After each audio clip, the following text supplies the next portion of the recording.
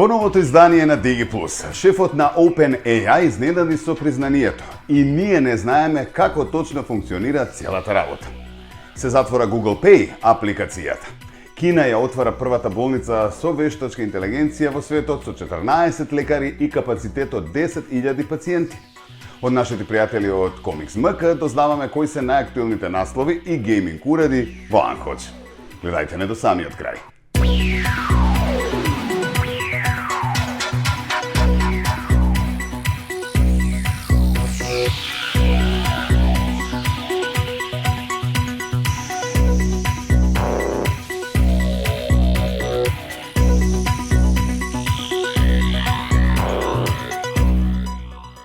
Време е за нова доза Digi Вести и ова издание ги издвојуваме најинтересните најактуелни информации поврзани со вештачката интелигенција, иновациите, дигиталните новитети и геймингот. Затоа нема чекање, стартуваме веднаш. За многу луѓе, вештачката интелигенција е се уште голема непозната. Иако алатката за вештачка интелигенција се повеќе се користи и се представува како нешто што ќе го промени начинот на кој што работиме, живееме, луѓето се уште се скептични. Делумно затоа што вештачката интелигенција е нешто што не може да го видат и допрат, а делумно затоа што едноставно не знаат за што да користат такви алатки и како функционира целата работа.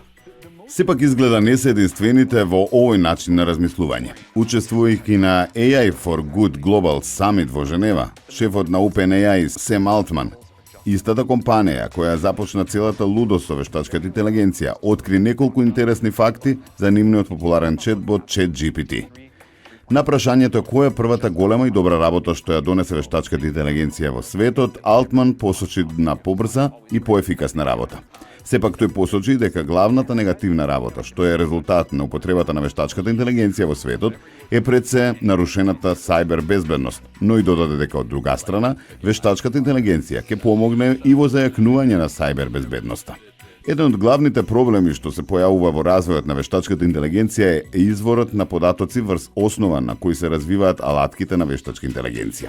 Долго време се зборува за тоа како истекуваат податоците, а факт е дека на интернет има се повеќе така наречени синтетички податоци, кои беа создадени со помош на вештачка интелигенција. И обуката за вештачката интелигенција врз основа на овие податоци може да доведе до проблеми во иднина. Мислам дека се потребни квалитетни податоци.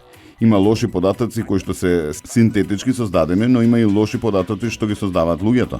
И се додека можеме да најдеме доволно висококвалитетни податоци за да ги обучиме нашите модели, не треба да има никакви проблеми, истакна Алтман. Токму ова прашање за обука на вештачката интелигенција доведе до дебата за тоа како функционира самата вештачка интелигенција. Меѓу другото, тој призна дека компанијата се уште не знае како функционираат незините големи јазични модели.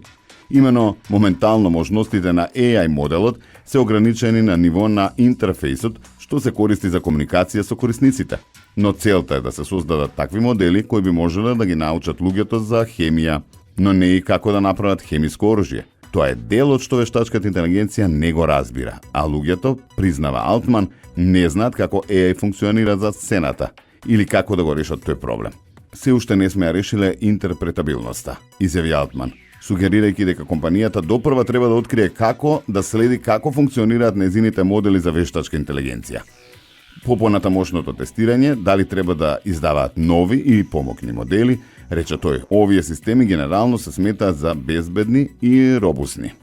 Тоа е признанието дека дури компанијата што го разви ChatGPT не знае како работи вештачката интелигенција за сцената, што загрижува се повеќе експерти кои бараат поголеми инвестиции во безбедноста на вештачката интелигенција. Сепак Алтман верува дека безбедноста ќе се развива со понатамошен развој и разбирање на вештачката интелигенција. Ми се чини дека колку повеќе можеме да разбереме што се случува во овие модели, толку подобро, истакнува Алтман. Големите технолошки компании често прават промени во своите услуги, а сега Google одлучи да ја затвори апликацијата Google Pay во Соединетите Американски држави. Како што известува 9 to 5 Google, старата апликација за плаќање на Google престана да функционира неодамна следејќи ги плановите за затворање кои беа објавени во февруари. Иако NFC плаќањето во продавниците се уште е означено како Google Pay, овој потек всушност значи дека Google ја затвора својата трета апликација за плаќање Google Pay во корист на четвртата апликација за плаќање Google Wallet.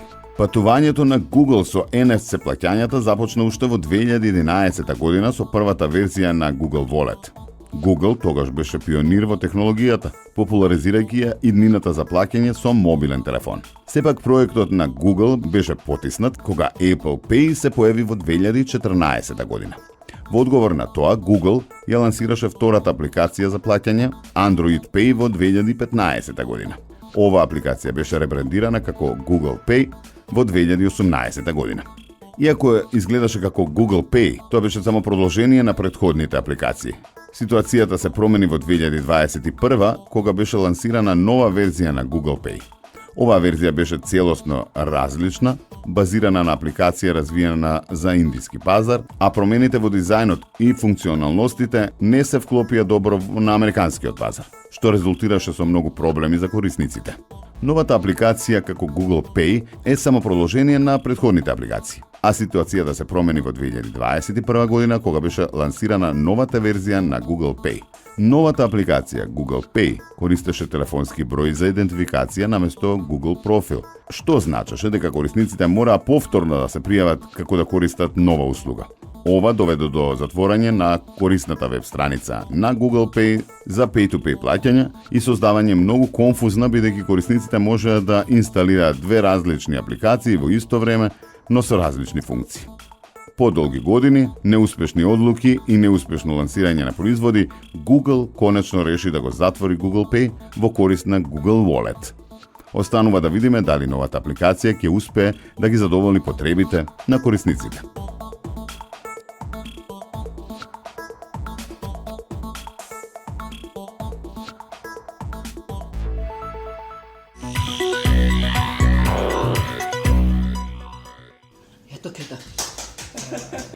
こんにちは。今回はドーントレスをやっていきますね。もうね、これもね、始めたらね、面白くてね、止まらないのね。Хамако Мори е најстарата геймерка која неодамна наполни 97 години. Таа има свој YouTube канал со пола милион следбеници и во 2020 година влезе во Гинисовата книга на рекорди. Хамако игра игри повеќе од 40 години и е навистина добра во тоа. А на незиното интервју по добивањето на признанието кажува дека игрите многу и го подобриле квалитетот на животот. Таа започна да игра на конзолата Cassette Vision, која беше официјално објавена во Јапонија на 30 јули 1981 година. Потоа преминала на класичниот јапонски Nintendo Entertainment System, за потоа во 90-тите да се префрли на PlayStation. Мори започнала со играње видеоигри сама, а потоа лансирала геймерски канал на YouTube под името Gamer Grandpa во 2014 година, со цел да се поврзе со други геймери од различни делови на светот. Таа го отворила каналот YouTube на мајчин јапонски јазик и од своите игри објавувала најмногу 4 видеа месечно, честопати добивајќи популарност со многу милион прегледи на страницата и во моментов со над 500.000 следбеници на каналот. Покрај видеата со незините омилени игри, таа отишла и чекор нанапред, па започнала и со пренос во живо, па незините следбеници и обожаватели може да видат како игра во живо Call of Duty и GTA 5 преку незината официјална страница на YouTube. Хамако открива дека во просек поминува најмалку 3 часа дневно играјќи ги незините омилени игри и дека навистина ужива во тоа. Незиното последно видео на платформата е од пред 9 месеци, па фановите се загрижени дали бабата е се уште жива, но надежта дека оваа баба геймерка повторно ќе изненади со ново видео на својот канал постои кај сите кои ја следат Хамако Мори.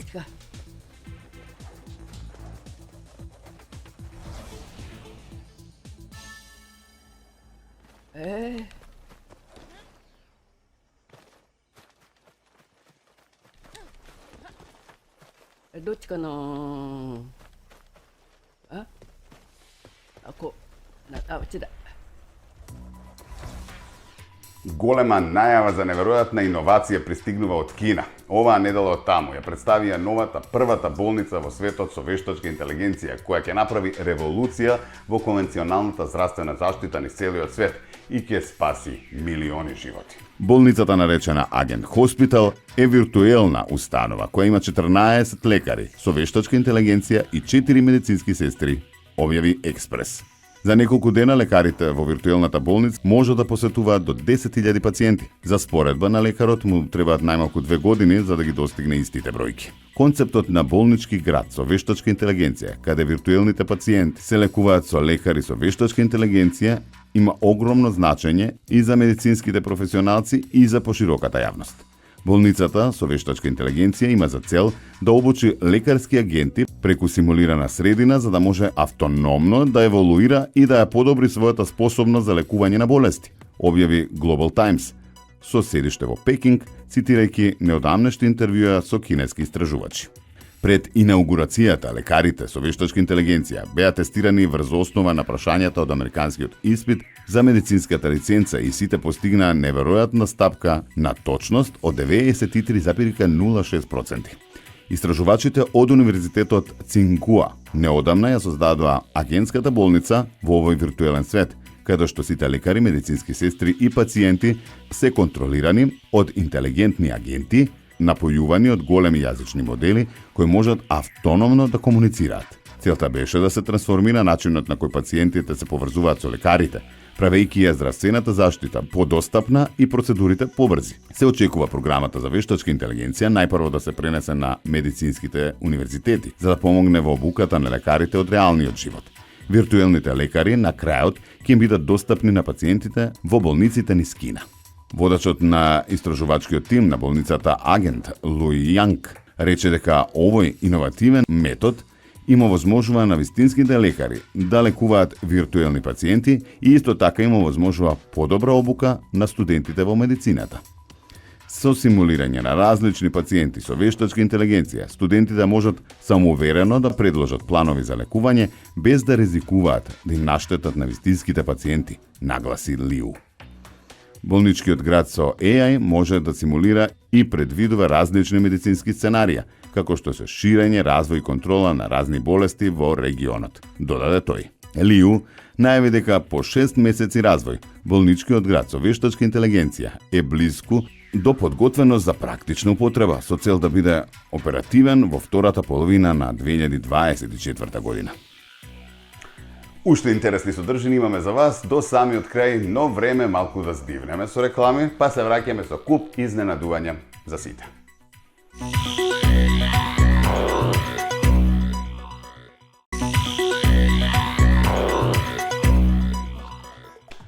Еве неназад го следите новото издание на DigiPlus. Пред да го пуштиме следниот материјал, би сакал да ви представам нешто интересно.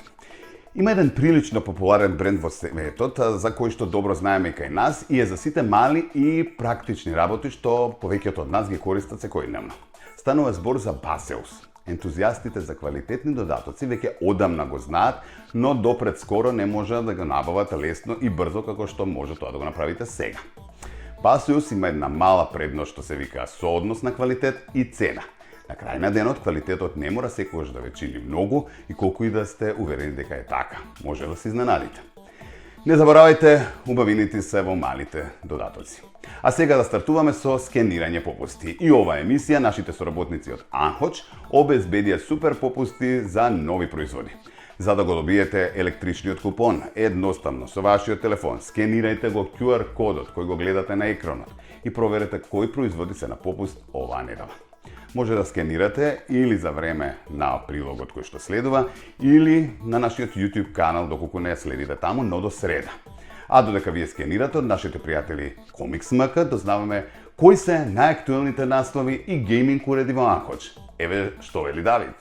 Здраво на сите, јас сум Давид од Комикс.мк. Денеска се наоѓаме во еден од салоните на Анхоч Премиум во Capitol Mall.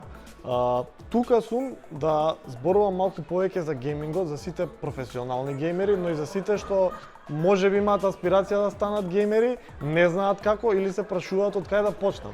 Затоа, најпрво сакам да ви представам дека во салонот на Анхоч може директно да ги најдете сите гейминг наслови од познатите студија како It Takes Two, Capcom, Ubisoft, Nintendo, Skybound, Konami, Warner Bros. И буквално сите останати PlayStation хитови ексклузиви, како и Xbox и Nintendo. Покрај тоа што може да ги најдете директно во Анхоч, од оваа година најчесто се засити интересот за правење приордер, односно преднарачки на популарни гейминг наслови како што е Assassin's Creed Shadows, која ќе искочи оваа есен, а веќе во Анкоч ги може да си направите преднарачка. Друго, покрај тоа што ги носат гейминг наслови, ќе збориме малце повеќе за тоа понатаму, сакам да ви кажам дека носат и техника, како и уреди кои што се уникатни, не може да се најдат на други места, како на пример имаат Bluetooth ресиверче, кое што тој актуелно баш го донесува пред некоја недела и баш за тој се израдував и го шернав на Комикс МК. Иначе фоловнете на Инстаграм, кој не е фоловне, срам да му е. Тоа Bluetooth уредче, кое што го видов пред неколку дена во продавниците на Анкоч, многу ме изненади. Од која причина? Личи како мала SD картичка на старите PlayStation 2 конзоли, меѓутоа има модерна намена. Што сакам да кажам? Намената на тоа уредче е да се стави во ако сте собственик на стара конзола како PlayStation 2, Xbox 360, старите Nintendo, PlayStation Cats, тоа уредче можете да го приклучите и можете да ги играте игрите, значи на тие конзоли, на старите конзоли со нов модерен джойстик, односно дали е тоа DualSense на PlayStation 5 или на новиот Xbox контролер или било кој контролер од Nintendo, ќе ви послужи за таа намена, што е доста супер. Следно што сакам да кажам е, покрај тоа што Анкоч носат модерни хит наслови за кои ќе збориме, ме изненади и тоа што исто така на нивниот сајт видов дека носат и симулатор игри. Многу луѓе ќе се прашаат што се тие симулатор игри и зошто се толку актуелни, меѓутоа тоа е ретко некоја продавница во Македонија да носи. Какви се тие симулатор игри? Можда порано сте играле трак симулатор или трейн симулатор, односно вие сте буквално возеш на камион и ја возите цела Европа, ја возите цела Америка, така натаму. Сега има нови такви наслови кои што можете да ги најдете во Анкоч и има фарминг симулатор, има бус симулатор, има construction симулатор и се многу интересни за луѓе што сакаат едноставно као и да видат како функционираат тие индустрии, а и да влезат во еден таков поинаков реален свет. Ова е само мал миниатурен дел кој што денеска ви го представувам, меѓутоа во следните изданија на Digi Plus ќе дознаете и многу повеќе работи и малце подлабоко ќе влеземе во светот на геймингот. Благодариме, Давид, за соработката. Поздрав до сите во Комикс МК. А поздрав и до сите вас и благодариме што ни изгледавте и денеска до самиот крај. Ке се дружиме и следната недела. До тогаш можеме да комуницираме, а и следете ги сите оние изненадувања и видеоматеријали на нашите социјални мрежи, на Facebook, на Instagram и TikTok, како Digi TV МК. Исто така, можете да најдете и на нашиот YouTube канал, доколку нешто сте пропуштиле, па таму да ги погледнете сите емисии во целост. Имате убав остаток од неделата, се гледаме пак за 7 дена. Чао!